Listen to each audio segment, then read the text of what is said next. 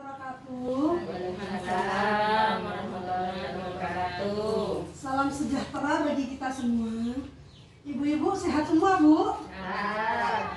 Alhamdulillah, nggih. Mudah-mudahan selalu sehat. Nah, pada pertemuan kali ini saya akan membahas tentang memilih tempat meminjam. Kalau masalah meminjam ini ibu-ibu pasti semangat. Iya, Bu. Iya. Sebelumnya saya ada yang nanti kalau saya tanya sama jenengan keuangan menipis, jenengan harus jawab gimana, Bu? Kalau misalnya jenengan keuangannya menipis gimana? Pinjam dong. Pinjam. Yang lain? Iya, pinjam, Bu. Nah, kalau dari saya gini, keuangan menipis diatur dong. Oh iya, Bu. Jadi kalau saya ngomong keuangan menipis, jenengan jawabnya apa? Ya, diatur dong. Nah, betul. Jadi keuangan menipis itu bukan hanya kita meminjam tapi diatur kembali. Nggih. Keuangan pendapatan kita harus lebih besar dari pengeluaran kita. Jangan sampai pengeluaran kita itu lebih besar dari pendapatan. Nah, jebolnya ya tadi itu hutang. Iya. Nah, untuk sesi ini akan menjelaskan beberapa tempat meminjam. Nah, yang ibu-ibu ketahui tentang tempat meminjam itu apa aja? Biasanya ibu-ibu pinjam di mana? Di bank, toko, Bank, toko, di tetangga. tetangga. Paling cepat nggih? Iya. Ada lagi? Dadah. Ada. Oke, di sini saya mau menjelaskan tentang beberapa lembaga keuangan. Sebelumnya, tapi dengan ibu meminjam, tapi ibu harus juga hati-hati. Tidak semua tempat harus ibu tuju. Jadi ibu juga harus memilih kemana sih tempat yang enak saya meminjam dengan bunga yang kecil, nggak memberatkan kan jenengan semua. Nih, nah ini ada beberapa tempat meminjam. Di sini ada saudara seperti yang ibu tadi jawab, nggih. Kalau di saudara kira-kira jenengan kalau pinjam prosesnya cepat atau lambat? Apa pakai perlu formulir nggak sih? Enggak, berarti cepet nggih, mudah. Jadi jenengan sekali ngomong kalau uangnya ada langsung dikasih gitu nih. Kalaupun ada. Iya, tapi jangan lama-lama. Oke. Kalau di saudara perlu jaminan nggak kira-kira? Enggak, betul. Ada batas? Ada ya, jangan lama-lama tadi. Kalau lama-lama juga tekor gitu meminjamkan. Nah, untuk bunganya kira-kira kalau ke kerabat atau ke tetangga ada bunga nggak sih, Bu? Nggak ada, nggih. Nah, untuk periodenya bisa disesuaikan nggak? Misalnya saya jenengan punyanya 1 bulan lagi, bisa dibayarkan 1 bulan nggak? Bisa nggak kalau kayak gitu? Tawar-menawar pembayarannya?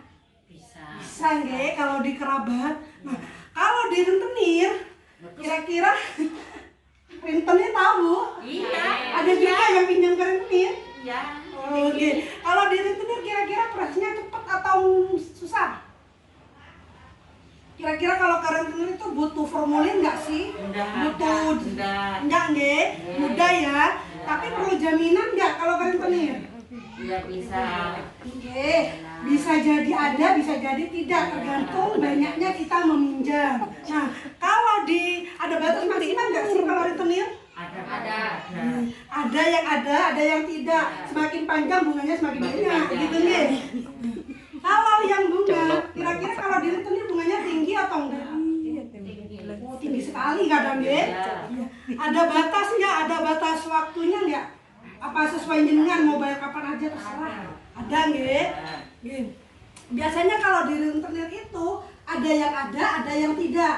Kalau rentenir, kalau jenengan tidak bayar, tambah seneng apa tambah merongkoli? Tambah seneng nggih. Terserah wes bayarnya kapan yang penting bunganya ya. Nah, kalau di selanjutnya ini kelompok simpan pinjam, misalnya ibu-ibu ikut arisan, itu kan juga kadang bisa minjam nggih. Iya. Nah, itu kira-kira cepat atau lama prosesnya? Pernah nggih, nggak pernah pinjam di arisan ya?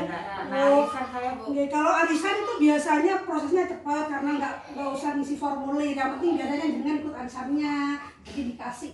Tapi biasanya uangnya yang jenengan pinjam tidak melebihi dari jumlah arisan yang akan didapat nanti. Nah, kalau di koperasi, ibu biasanya ikut koperasi enggak? Yang bank retail itu Bank Mekar di sini nggih. Bank yang apa aja itu banyak ya.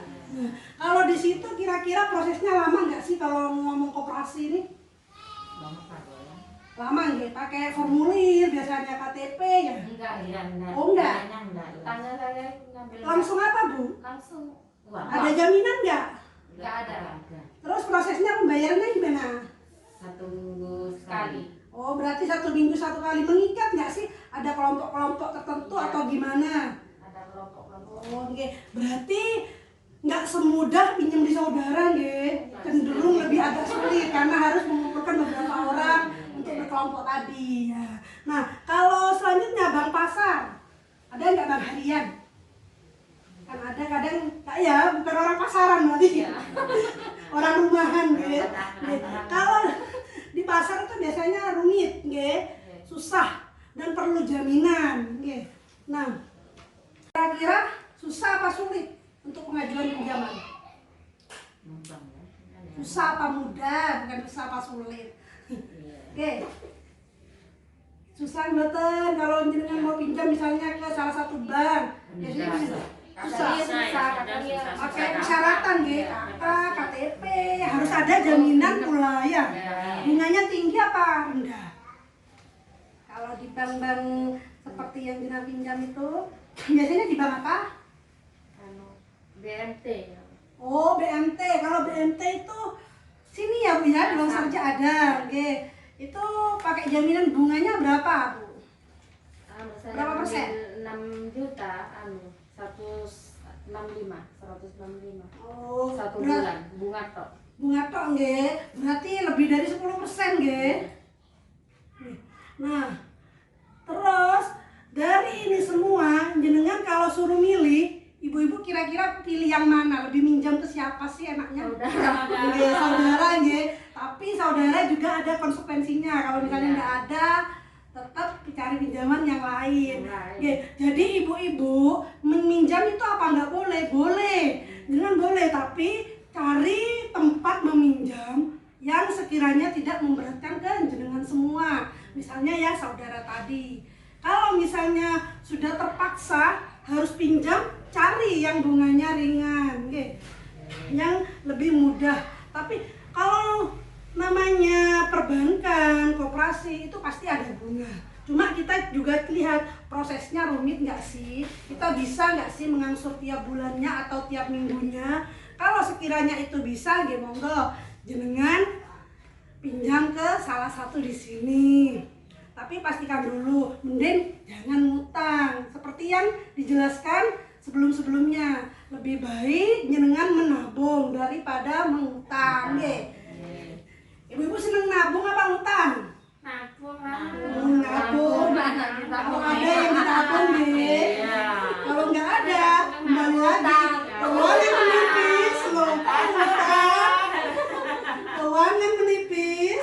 Nah, seperti itu. Jadi nggak melulu hutang. Ya, mudah-mudahan kita selalu dijauhkan dari hutang, ya. Selalu mendapatkan rezeki. Nah, selain dari beberapa materi tadi yang saya sampaikan, kira-kira ibu-ibu dapat menarik kesimpulan apa sih? Dari berbagai tadi ya, dari saya ngomong awal sampai sekarang, yang bisa ibu ambil, oh apa? Ada yang bisa jawab? Gak bisa nggih. Bukan nggak bisa, cuma bingung mau gimana ngomongnya nggih. Oke, jadi dari kesimpulan semua ini, memang ada banyak berbagai lembaga peminjaman atau perorangan. Jadi kita bisa milih mana aja, tapi kesimpulannya satu, jenengan harus hati-hati memilih, sesuaikan dengan kemampuan mengangsur. Nggih. Kalau tidak sesuai, maka jenengan akan terlilit hutang. Jangan sekali-kali meminjam ke rentenir, karena apa? Bunganya tinggi. Nggih. Ada yang pinjam ke rentenir? Takut. Coba-coba mari nek wedi Nggih. Kalau bisa jangan sampai ngutang ke rentenir.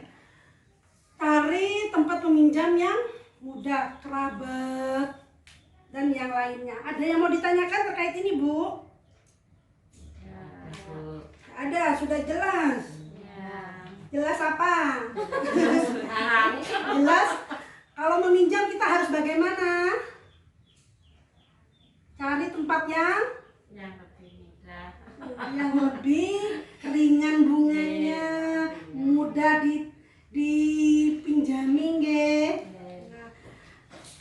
Gimana ibu-ibu? Ada pertanyaan? Ya ada, sudah jelas nggih. Satu kali lagi, keuangan menipis. Atur Ya dong. betul. Pintar ya, Bu. Jangan ngutang ya.